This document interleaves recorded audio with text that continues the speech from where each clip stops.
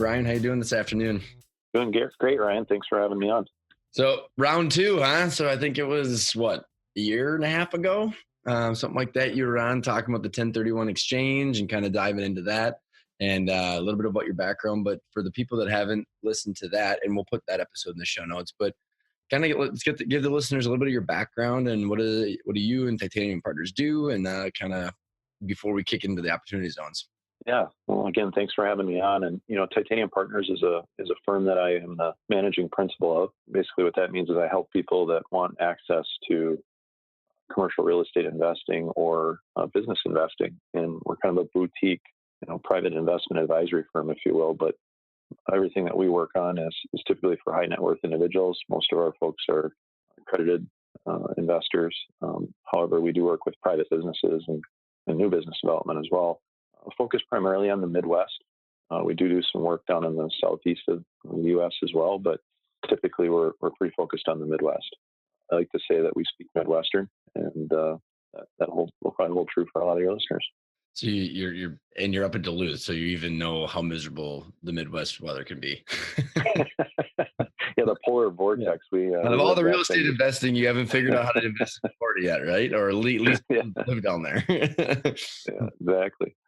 So actually, before we even kick into this even more, so explain a little bit about some of the inner workings of, because I think private, what is commercial real estate investing, and then how does that all work? Because I think you've got a unique suite of services. Because I think as you tee into this, a lot of people are always chasing returns, but then also making sure that they've got tangible investments. And there's a lot of people looking at buying businesses these days, commercial real estate, and then having a portfolio of all the other normal stocks and bonds. But how did you get into this? And then how did you end up kind of with the suite of services? And then maybe kind of explain how those different silos of the services that you use kind of all work together. Yeah, that's a great question. Thanks. So, it really starts with the deal itself. And with Titanium Partners, what I've tried to do is put a team together of people that can really help our clients evaluate if the deal makes sense. And we'll tell our clients if it doesn't, or if we think that, in our opinion, here's the 10 things that you should look for that cause this deal not to make sense. Let's move on to the next one, and so we're very careful, very, very concentrated on returns, no doubt about that, but also on kind of the long-term viability of the investment that folks we work with are looking at. And we take that really serious because as part of the suite of services that we offer, we also do long-term asset management, property management. Basically, somebody can hire us to get mailbox money, if you will, and we take care of all of the detail for them, from the sale and brokerage of the building or the business to the asset management of it, making sure they get good profit and loss information, and then really watching for when's the right time to reposition an asset and add value and things like that. So typically our investment clients are involved with us for years to come.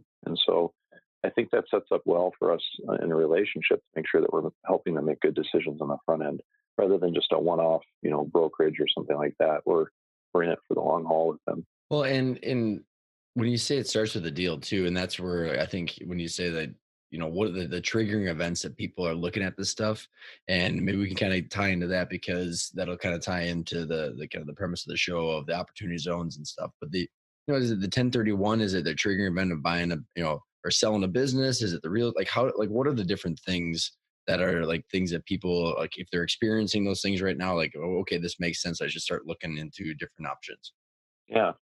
So a lot of times, and I know we're going to focus some of our conversation today on opportunity zones, so I'm excited to get into that as well. But I still do believe that the 1031 exchange, which we did a podcast on previously, you and I, really is the best wealth building tool available to us today. It still is the best tool available. And what the 1031 exchange does is it gives the investor an opportunity to reinvest their gains without, while deferring taxes. And that allows you to put your full amount of money back to work, even though you might be going through a life change, like a business sale or, retirement or something like that.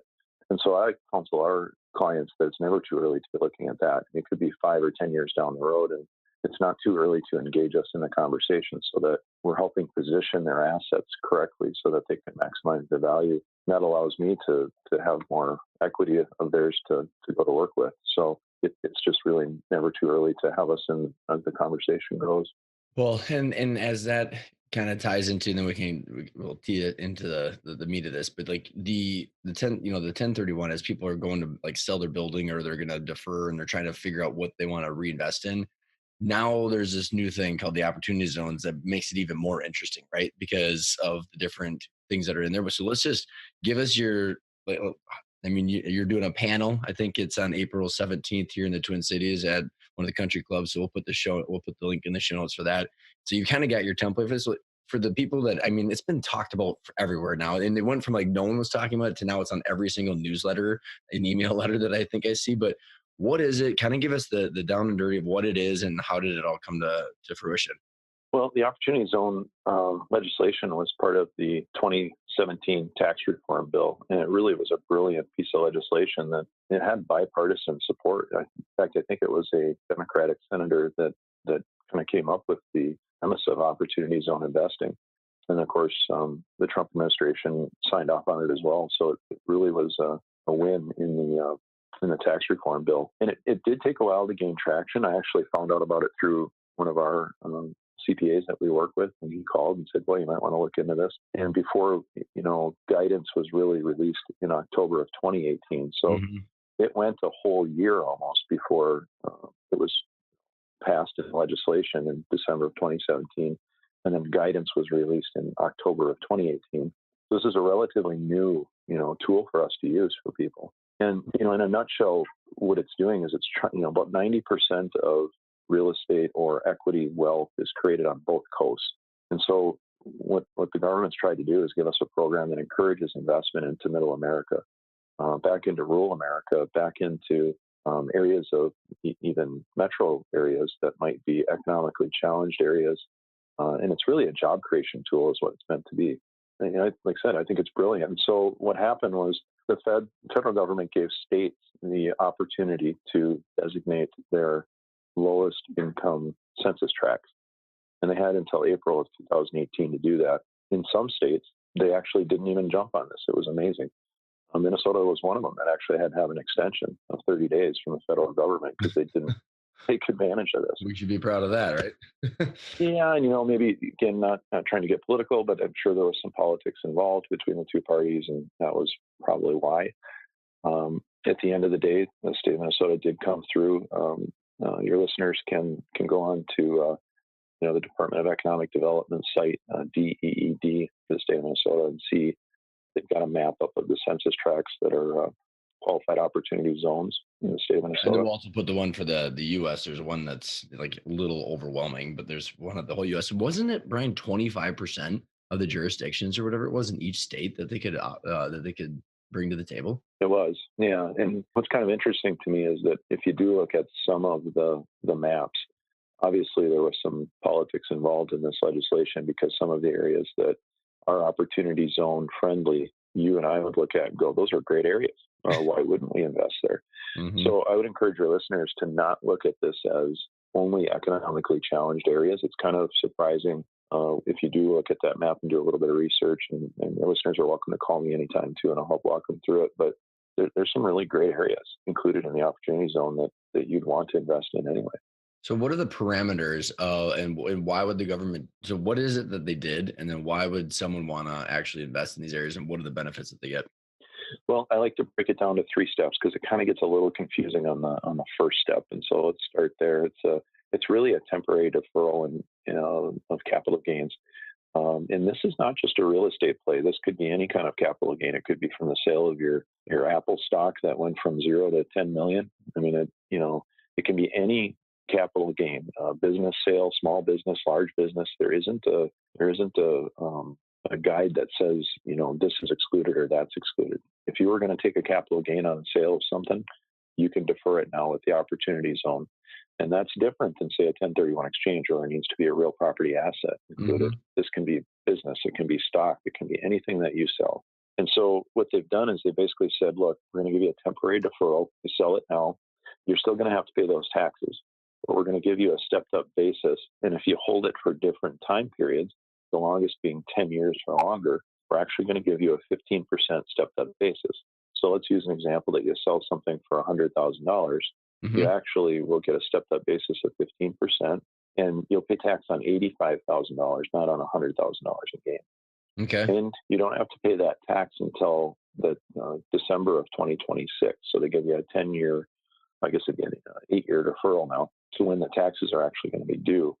And so that gives you some time to build up equity in whatever you're going to go into to help pay your tax liability that you might have, plus the 15% stepped up basis. So it's really the fresh capital that you're bringing to these opportunity zone investments has a added benefit of it, of again, that deferral component till 2026 and the stepped up basis if you hold it 10 years or longer. So that's the first piece. Well, then maybe you're going to get into this, but I'm just for my own purposes here. So what is, isn't there like a 5 and 10 year deal where then there's actually no gain? Like you don't have to pay, and there's like a almost like a sliding scale of how much you actually have to pay in taxes. Yeah, that's right. So if it's held for 5 years or longer, then it's 5%. If it's held for 7 years or longer, it's 10%, and if it's held for 10 years or longer, it's 15%. Got That's it. the basis. Okay. So Now, what you might be thinking about, Ryan, is called the permanent exclusion, and this is the part that I get really excited about because we're long-term holders of assets and businesses, and so for us, if you hold it 10 years or longer, it's in an opportunity zone, and you sell that investment that you went into with fresh basis, you actually are your capital gains free. So let's use that example of $100,000 that I sold in Apple stock, yep. and I'm going to pay tax on $85,000 of the gain. Well, that 85,000 goes into a new investment. Let's say it's a new apartment building in an opportunity zone. And let's say I grow that investment from 85,000 to $1 million over the next 10 years. I don't pay tax on that increase in value from 85,000 to a million. As long as I hold it 10 years or longer and sell it, I Hmm. pay zero capital gains tax after 10 years. Zero. So, That's pretty exciting. well, yeah, that's ridiculous, and there's no other place that you could do that really, other than some crazy estate planning maneuvers and stuff like that. So, and maybe I'll let you finish your two other points before I start rambling off with a bunch of questions. I Yeah. because I get a lot. Yeah. Well, and this is a good time for me to remind your listeners too to always seek competent, legal and financial advice from your CPA, because there are a lot of nuances to this program that you want to make sure Hmm. you follow. But the one thing that I keep coming back to that I really enjoy about this program is it's a Treasury Department sponsored program, meaning there's an IRS form that we fill out to become, a qualified opportunity zone fund. And a fund it's a fancy way of saying that the actual asset that you're buying. So think of it as not a group of assets, but well, there are groups of asset funds that are being released. We've been dealing more with one-on-one So you're just creating the assets. fund. You're just essentially creating a fund wrapper around whatever asset it is. That's correct. That's what Huh. they require us to do it. And you do Okay. that with one form. It's not a complex process. Oh god, because I was gonna say like most people out there are probably hearing like, oh, you have to go out there, create a fund, raise a bunch of money, then you deploy the capital. That sounds like a pain in the ass. But like this is literally just like you're filling out a form to make sure that you're just classifying that Right. asset. That's right. Yeah. Hmm. And it's through the Treasury Department. So there's, you don't, again, you need to have competent advice from your professionals, but I would counsel people to look at this as a pretty simple process. The feds actually set it up as a really streamlined, simple one form with the Treasury Department to qualify. So it's pretty easy to do.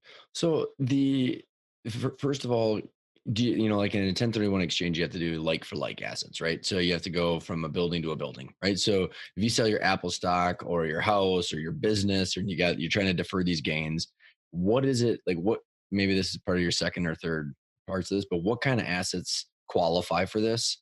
And like, is it you have to buy something already existing, or can you like develop something? If you sold your Apple stock, can you go into real estate? Like, what's kind of the nuances of that? Yeah. So as it does different, it is a different mechanism than the 1031, and you hit on it. The 1031 is really a like kind exchange, meaning real property for real property, whereas the opportunity zone, potential isn't limited to like kind exchanges. Again, back to any economic gain that you would have made from the sale of a business, a stock, a bunch of rare coins, a rare gun collection, any of that capital gain that you would have had to claim, you can reinvest into any kind of investment you want to into an opportunity zone. Now, for me, I'm a real estate person, so it makes it easy. We're typically going into real estate assets. We are looking at some operating companies now that we're putting some capital into because they qualify as well. And let's say and that's where you can really realize some great gains. Now, your risk is a little higher in operating companies than real estate, but your reward could be higher too. And so that ultimate reward at the end of 10-year hold could be substantial in an operating business. And so we are looking at both real estate and operating companies right now So to Brian, I think designate in there's our fund. some complications out there as far as or conflicting pieces of advice. Is does it have to be like can it be existing? Or like because like I saw a Yeah, couple articles where it was like you can't go in there and buy an existing building or business. You have to like build it from the ground up or start an incubator for a tech incubator or something like that. What actually qualifies in that? what confuses people is that you do have to make an investment into these purchases, if you will. So let's say I buy an older building in a opportunity zone and it's vacant. But it needs, let's say again, just using arbitrary numbers here, but I'd pay $100,000 for that. I have to invest at least another $100,000 over that hold period into that building to create the value. And so, if you think about it this way, they're really encouraging us to spend money. The government is with Hmm. this program to reinvest into these businesses and into these properties to really clean them up or add value or job creation, really, with the operating company side. So you do have to reinvest at least double your initial investment. Okay. But there, to my knowledge, isn't anything that says that you can't buy something that's existing. In fact, we're doing it. So So then, okay, that's super interesting. So then, does it have to be capital that is coming from your, so let's say, maybe we take an example for someone too, is like you literally take 100, 200 grand, maybe, I don't, can you take out an SBA loan? And then, so you take the money, you buy a business or a building, and then does that money have, and first one question is, can you do that? And then the second question would be, is that, so can you use debt is my question in order to purchase? you can, Okay. yes. So then the question is, do you have to take the capital from you or the fund in order to do that? Or can you, for example, let's say you and I have talked about a couple businesses, right? Where if we go in and we go buy a company that's doing a million in EBITDA, maybe we roll a couple million bucks into that, take out a loan, we buy this company. Can we use the profits of that business as the reinvesting? So for example, if we would have netted 800 grand next year on that after debt payoff, can we reinvest that money and does that qualify or do you have to spend, do you have to deploy capital that you is outside of that? Does that make sense? Yeah. So there is an arm's length piece to the transaction, which means they want new capital or new basis coming in. And so, it wouldn't be the capital that you generate, say, from adding value to that deal Okay. that you're going to reinvest. They want fresh basis in. So what we do, for instance, we're looking at a large apartment building in Duluth right now that we're building. It's going to be 15 stories, 204 units, skywalk attached to Essentia Healthcare's $1 billion expansion. It happens to be in an opportunity zone. So if somebody comes in with us as an investor on that project, they're going to more than double. We're going to more than double the basis of that investment in this building. It's a $70 million project. So there's an example of a building right now that we're creating from scratch. Most of our capital is actually from outside of the Minnesota area coming in because they wanted to have Mhm. access to an opportunity zone investment. But it's fresh basis coming in. Was my point. Yeah, and which makes a ton of sense from a real estate perspective. And I think maybe to your point, I mean, business is a different asset class and it's more risky, right? But like if we were to go buy a business, and or if the sellers are listening and they want to sell the business, I think there's like so many like both sides of the coin that people can negotiate from. Because if everybody's talking about net proceeds and internal rate of return, then there will be an opportunity to like maybe connect or bridge a gap between a buyer and a seller and this stuff. But like, so you're saying if someone comes in and buys a business like that, they're then going to have to go literally take their own money and then put that into marketing or put that into hiring people or the growth strategy that is not coming from the current cash flow. That's correct. Okay, got it. But how about like if you were to buy the business and then if the building's separate, would that count? So then you'd be bringing it. And Sure. Yeah, it doesn't. It's specific to again, this is not a real estate only play Mhm, mhm. versus say like a 1031 exchange. So you could separate the two. You could do a 1031 exchange on the real estate side and do an opportunity zone play on the operating company side. That's where I see the real So potential wait, for okay, growth. I see what you're saying. So you're saying like you could literally do a 1031 in the business's building that's in the opportunity zone to buy the business in that same building.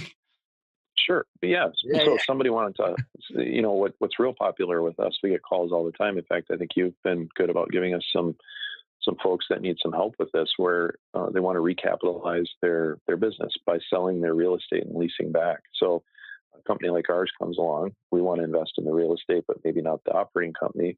We'll buy the real estate from them, have them long term lease it back from us. They can then take that capital and reinvest it into their business in an opportunity zone and qualify. That's awesome. And then again, like this gentleman that we're thinking of, he's going to be growing, so he's going to easily be able to hit the. You said it's two times the money Two that times. you. That's right. Yep. Super interesting. So did I totally segue away from your 3 points? I don't know if we got to the second.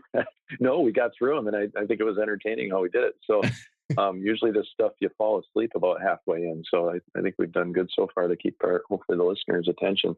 And I will say again that like any complex piece of legislation, there are other nuances that we probably will not cover today because we just don't have enough time.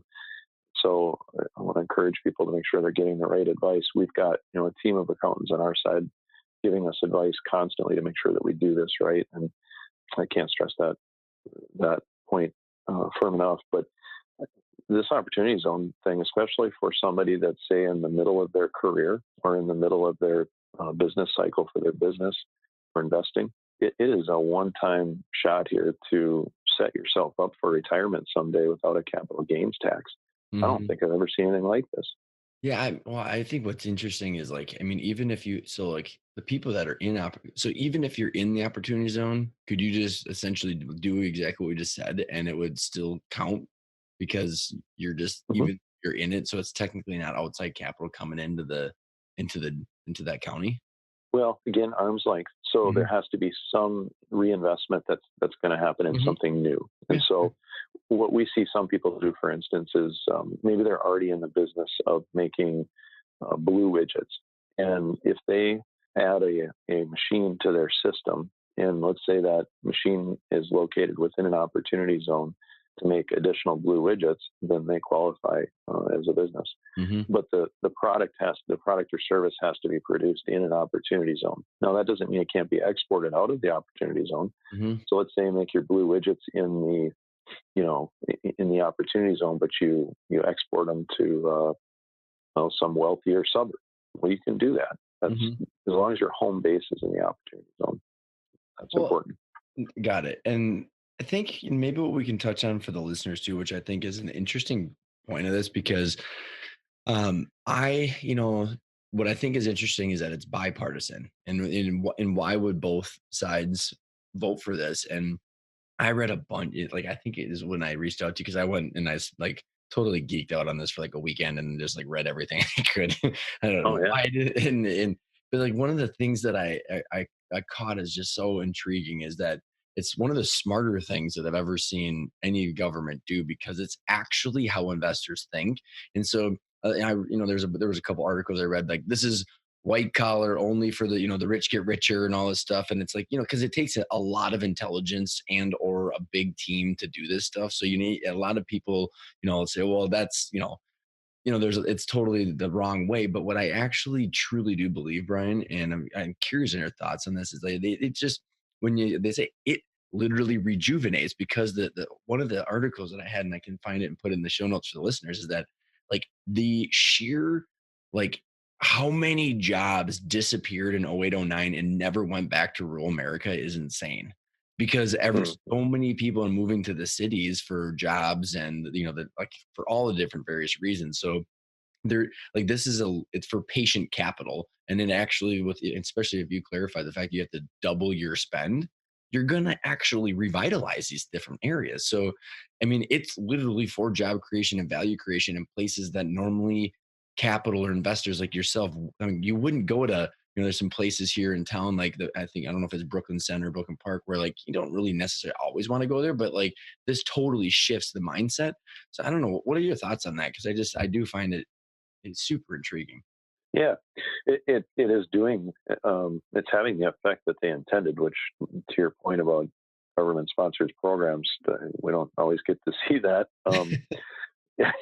Not being totally critical of our elected officials, but partially critical of them, because they sometimes deserve it.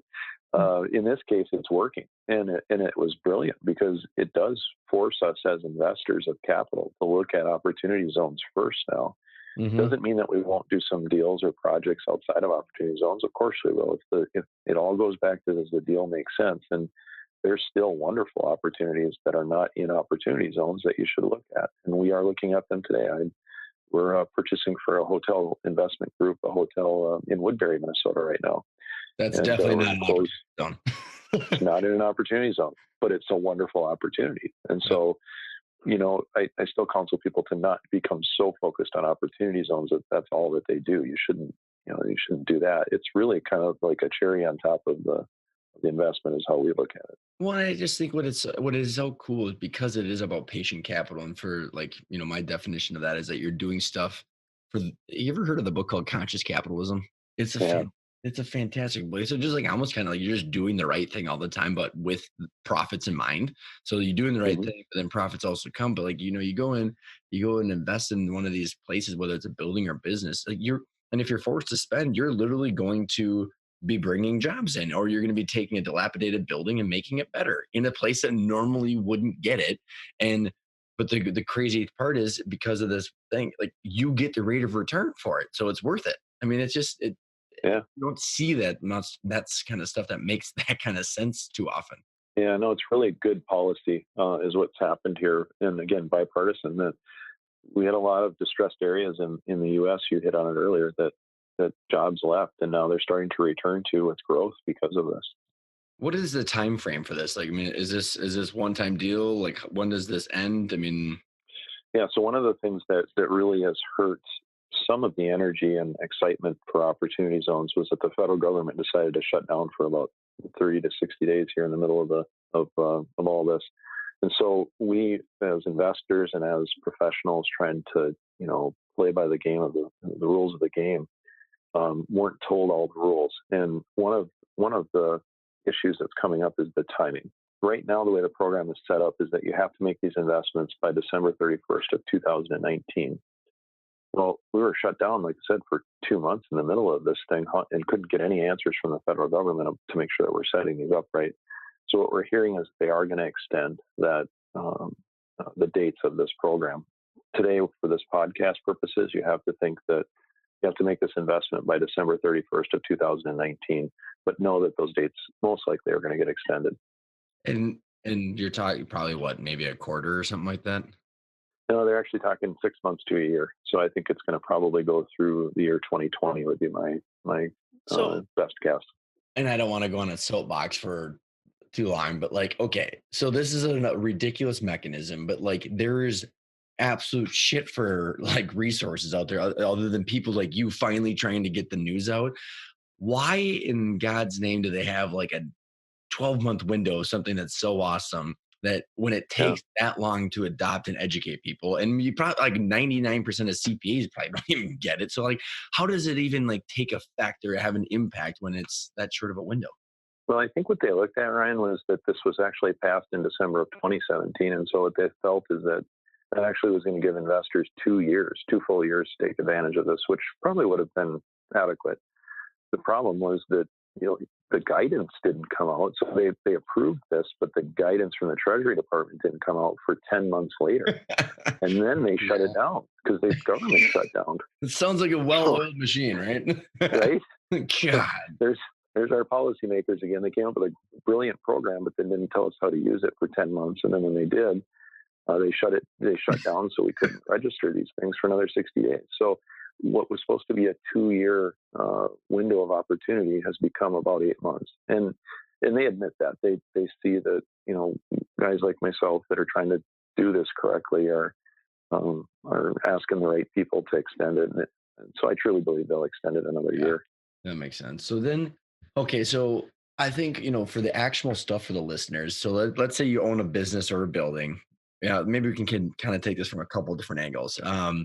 Who, like, in what situations, especially given, like, call it like a 12-month window, what situations that are people that absolutely need to think about this? So I own a business, and what kind of life cycle or what kind of situations, and or I own property, and like, and what kind of things should I be need, or what, like, how does that line up with my strategic plan? What are the what are, who should really, like, if, given these situations, have to start looking at this now? I think the first answer that comes to mind is anybody that's growth orientated. If you're a growth orientated business, you're in that phase cycle of your business or your career. Absolutely, you should be looking at opportunity zones. If you're not in a growth phase of business, let's say you're more mature in your cycle and you're really only looking at positioning yourself to for an exit, within say the next 5 years, then opportunity zone investing isn't for you. You should concentrate on more of the 1031 exchange, because then we can help with setting up that you defer taxes still with the sale of your business or real estate, but it's not linked just to the opportunity zone. So I think it really comes back to where are you at in your cycle of investing and your career. And if it's 10 years or longer, then yeah, absolutely you should be looking at opportunity zone. And if you're growth focused, you should be looking at opportunity zone. If And then you're how? stabilized, not growing, then it's Yep. probably not for you. Okay, so then I got a like an interesting example to run by. So let's say I am a business owner and I own a business and a building in an opportunity zone, or maybe even not in an opportunity zone. Honestly, like, let's say give it anywhere. Let's say I sold, but then invested into a fund like yourself or someone else. That is, does their spend count for me? You know what I mean? So let's say you wanted to do that, but you wanted to get out or something like that. Then would that work? Would, based on, like, Sure. Yeah. So, again, it has to be arm's length. So they're not going to reinvest in that business they just sold, but they could invest in another business or piece of real estate or asset that's going to appreciate over time. So Mhm.